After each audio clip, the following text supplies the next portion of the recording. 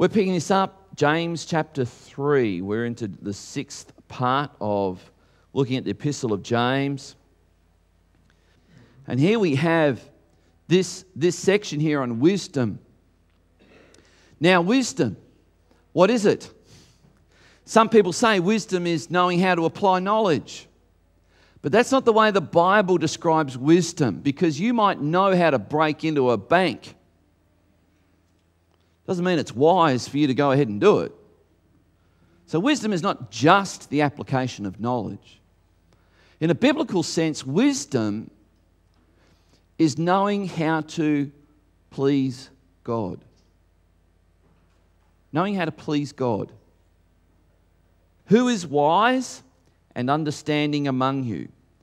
By his good conduct or good works, let him show his works in the meekness of wisdom. What is godly wisdom? Godly wisdom, as I've mentioned to you, is that which leads you to more fully please God. So here's the question we can look at when James asks this question: who is wise and understanding among you? So here's the question: how can we tell if someone is wise? How can you tell? Is it because they own a lot of books? Is it because they look smart? If that's the case, that includes all of you. You all look smart. Is it, what is it? See, James is going to say you can tell not by what a person says, but by how a person lives. This is a critical point. And so this is where we're going to understand this, and this is what James says, because he uses this word good conduct. Why don't you just say conduct? You can tell by a person's conduct. Because he's being very precise. Remember, it's good conduct. So this is what he says. A wise person really is a good person. You ever had anybody describe you as a good person? James says, at the very least, a wise person is a good person. What's a good person? James goes on in this same verse and he says that wisdom leads to meekness. So a good person is a meek person. A meek person. Let's read the next verse 14. And this is what we're going to see, because what we're going to see here is that a meek person is a caring person. A meek person is a caring person. So let's read verse 14 to see where we get this assertion from. But if you have bitter jealousy, selfish ambition in your hearts, do not boast and be false to the truth. So a meek person is someone who cares for others. There's a caring. They're not jealous of others. They're not bitter. They're not ambitious in the totally selfish, personally driven sort of way. They are somebody who is caring. So in this verse, we're now introduced by James to not the godly person, but the ungodly person. What's an ungodly person look like? Well, James, if we go through this list, an ungodly person, we read, it says, do not boast. So an ungodly person is a boastful person. In other words, a proud person. A proud person. Boy, I don't want to be ungodly. And if I don't want to be ungodly, I've got to pray that God keeps me from living my life in pride.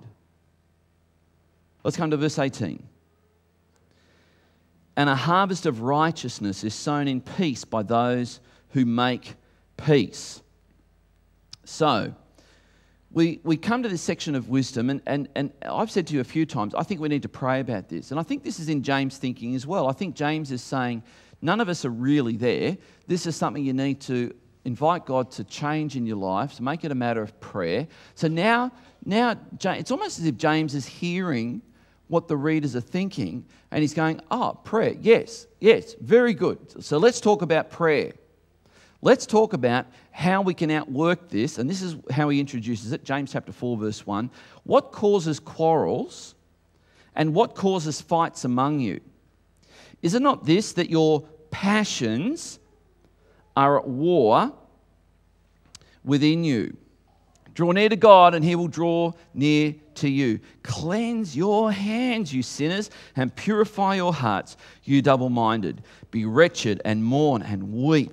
That's what repentance looks like. Wow. Wow. And this is what he goes on and says. Let your laughter be turned into mourning, your joy into gloom. Humble yourselves before the Lord, and he will exalt you. Verse 11, do not speak evil against one another, brothers.